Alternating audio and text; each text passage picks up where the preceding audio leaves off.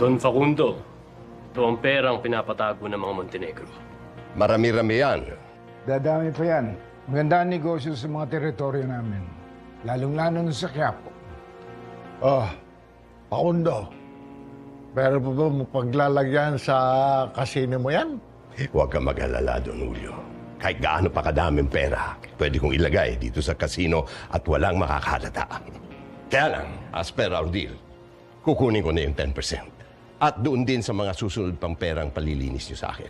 No problem. That's what we agreed upon. Bien, bien. This calls for drinks. Ruben, patabi mo na yung pera, ha? Girls, dala mo kami ng drinks dito.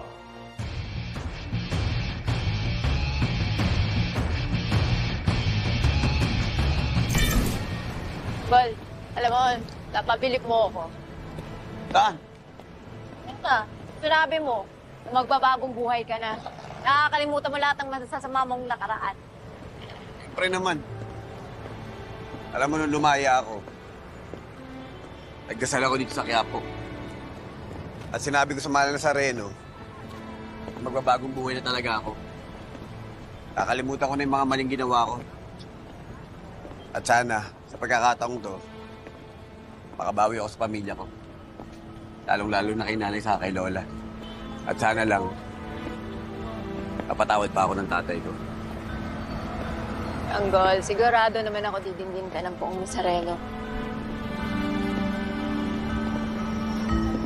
Bubbles, pwede sana samahan mo ako. Gusto ko sana magpahula eh. Pahula? Oo. Si Lola kasi umalis doon sa bahay namin eh. Hindi ko alam kung nasaan. Gusto ko sana magpahula para malaman ko kung nasaan siya. Tapos naniniwala ka sa hula? Oo! Alam mo, kaming mga taga-Quiapo, mga bata pa lang kami. Naniniwala na kami sa hula. Kasi yung mga manguhula dito, sila ang nagsasabi sa amin na magiging kapalaran namin. Ikaw din pwede ka magpahula. Ayoko nga. Sasamahan na lang kita. Bahala ka magsayang ka ng pera mo. Tara!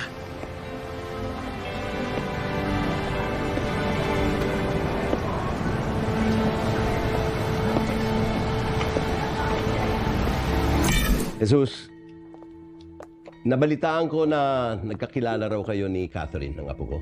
At nabalitaan ko rin na nagkaroon ng kaunting gulo sa pagitan ninyo ni Pablo nang malaman niyang nagkita kayo ng apo ko. Senyor, iniintindi ko lang ang puyapo niyo. At naintindihan ko rin naman, gusto lang niya protektahan ng kapatid niya. Pero si Catherine,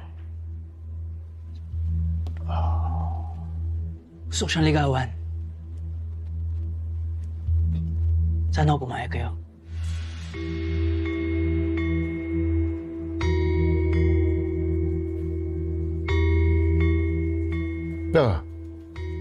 Facundo, may problema ba? Wala naman. Nagulat lang ako. Hindi ko naman masisisi si Jesus. Maraming mga lalaki na nabibighani kay Catherine. Kaya lang, huwag lang sana maging mababaw ang dahilan mo sa pagligaw kay Catherine. Facundo, huwag kang mag-alala. Matino ang mga Montenegro pagdating sa mga babae at mas lalong maganda sa ating samahan kung magkakamabutihan yung dalawa. Kung makakarating sa kasalan na ba, di lalong magaling.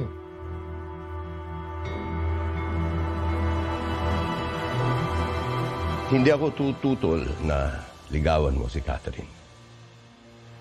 Pero gusto kong malaman mo, hindi ko siya pipilitin na sagutin ka dahil lamang sa magka-sosyo ang mga pamilya natin.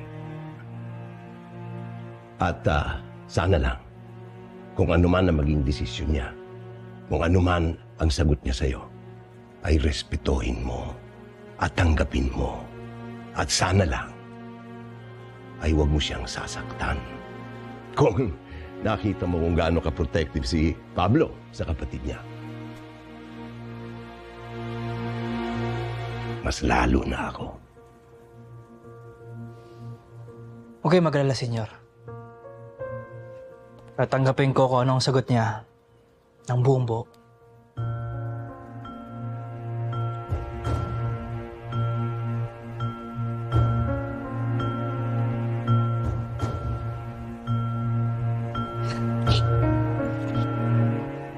Narinig mo yun?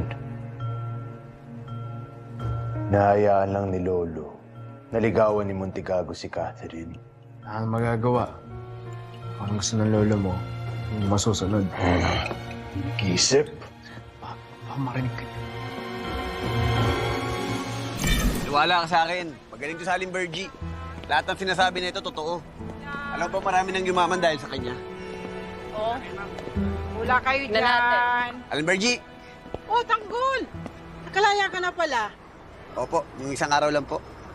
Oh, ba't nandito ka? Magpapahula po sana ako eh.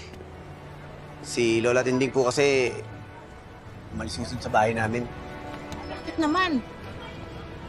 Nagkaroon po kasi ng hindi sila pagkakaunawa ni tatay. O sige.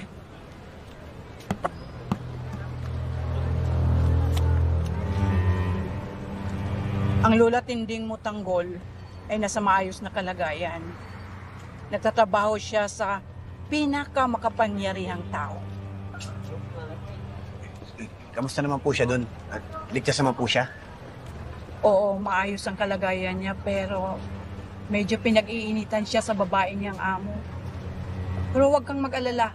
Wala namang masamang mangyayari kay Aling Tinding. Bergie, 10 lugar ngayon ang lola ko. Nasaan po siya?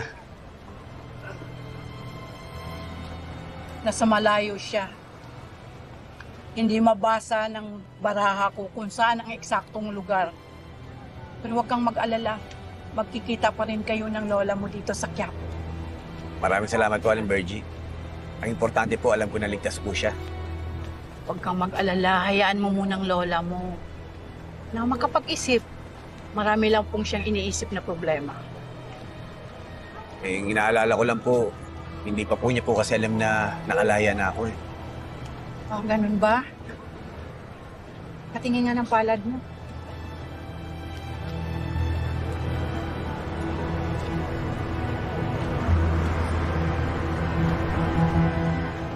Maganda ang palad mo, tanggol. Lagpasan. Aling Bergie, ano pong ibig sabihin nun? Ang ibig sabihin, yayaman ka at magtagumpay.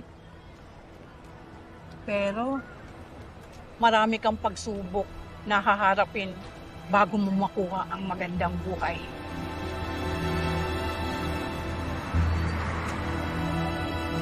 Pero, teka, parang meron akong nakita. Babae na lihim nagkakagusto sa'yo. Sino po?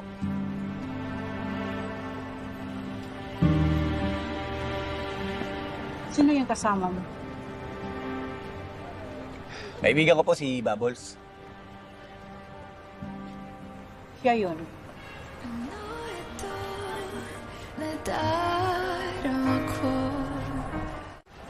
Anong ako? Nagsasabi mo. Sabi ko na sa'yo, tanggol, hindi totoo yung mga pinagsasabi niya. Nag-aaksaya ka lang ng panahon sa kanya. Wala akong gusto kay tanggol.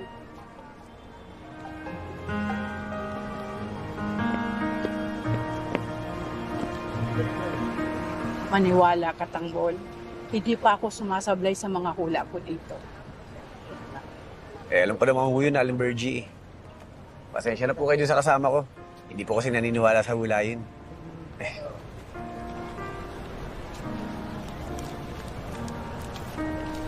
Aling Bergie, maraming salamat po ah. Salamat rin. Ingat kayo. Sige po, salamat po. Sige, ingat. Bubbles! Bubbles! Sabi ko sa'yo, hindi totoo yung pinagsasabi ng manghuhula na yun eh. Ano hindi totoo? Totoo lahat ng mga inuhula niyo na Aling Bergie. Hindi nga totoo. Oh, kaya nagagalit? Nakakapikon eh. Pabuls. Hindi ka nagagalit dahil lang doon? Bakit? Naniniwala ka na may gusto ako sa'yo? Hoy, Tanggol. Hindi ka naman kagwapuhan eh. Hindi ka rin katangkaran. Eh, pareho lang naman din tayo. Wala rin ako mapapala sa'yo. Dahil pareho lang tayong pusakan. Ang dami mo naman sinabi. Sinabi ko lang naman na totoong hula ni Aling Bergie. Ba't sinabi ko ba sa'yo na totoo na may gusto ka sa akin? Basta huwag ka magpilong. Dahil hindi kita gusto. At hindi din ako magkakagusto sa'yo. Halika na. Kumain na lang tayo.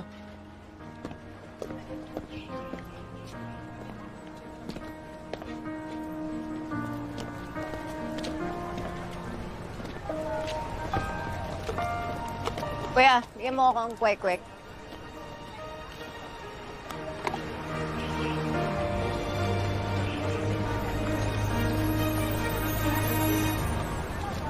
Kami sili niya na.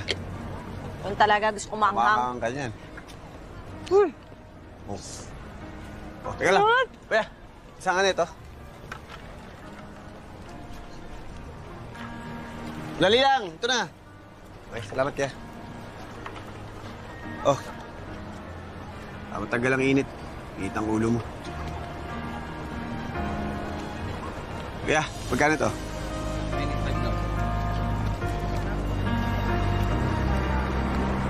Ano, sarap? Wala na inis mo. Salamat. Bubbles! Ano na naman? Yung sintas mo eh. Tatanggal. Baka mamaya mapakan mo, matalisod ka. Ako na.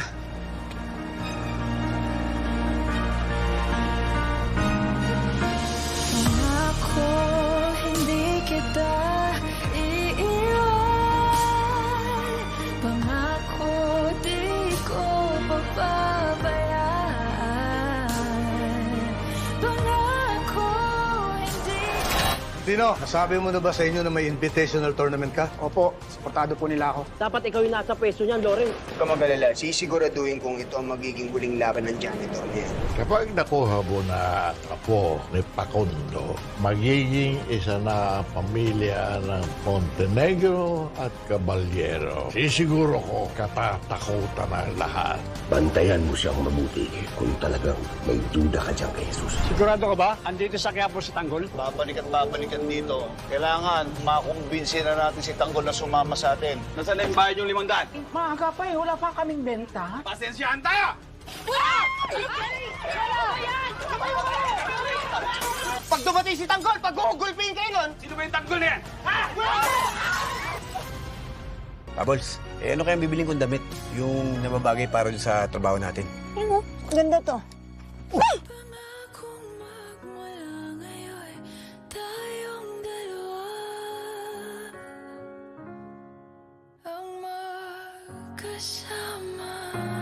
FPJ's Batang Quiapo. Kapag na-miss mo, pwedeng balikan.